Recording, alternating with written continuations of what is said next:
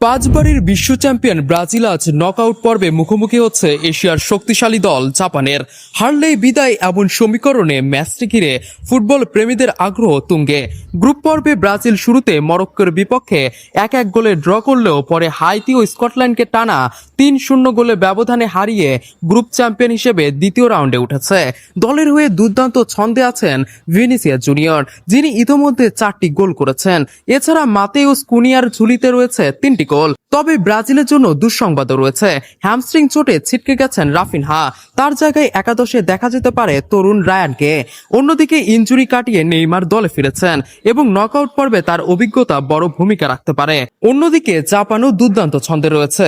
নেদারল্যান্ডসের সঙ্গে 2-2 গোলে ড্র, তিউনিশিয়ার বিপক্ষে 4-0 গোলে জয় এবং সুইডেনের সঙ্গে 1-1 গোলে ড্র করে তারা গ্রুপ রানার্স আপ হিসেবে নকআউটে উঠেছে। দাইচি কামাদা ও আয়াসে উয়েদা 2টি করে গোল করে দলের আক্রমণ ভাগকে শক্তিশালী করেছেন। পরিসংখ্যানও জাপানের পক্ষে কথা বলছে। শেষ 28 আন্তর্জাতিক ম্যাচে তারা মাত্র 2টি ম্যাচে হেরেছে। এছাড়া সাম্প্রতিক বেশিরভাগ ম্যাচে প্রথম গোল করার কৃতিত্ব দেখিয়েছে ব্লু সামুরাইরা। তবে অতীতের বিশ্বকাপ ইতিহাস এবং বর্তমান শক্তির বিচারে ব্রাজিলকে এগিয়ে রাখছে অপটার সুপার কম্পিউটার। 10,000 সিমুলেশনের ভিত্তিতে তাদের হিসাব বলছে ব্রাজিলের জয়ের সম্ভাবনা 69.75%। অন্যদিকে জাপানের জন্য অপেক্ষা করছে কঠিন এক চ্যালেঞ্জ। এখন দেখার বিষয় সুপার কম্পিউটারের পূর্বাভাস সত্যি হয় নাকি জাপান আবারও চমক দেখিয়ে বিশ্বকাপের অন্যতম বড় অঘটনের জন্ম দেয়।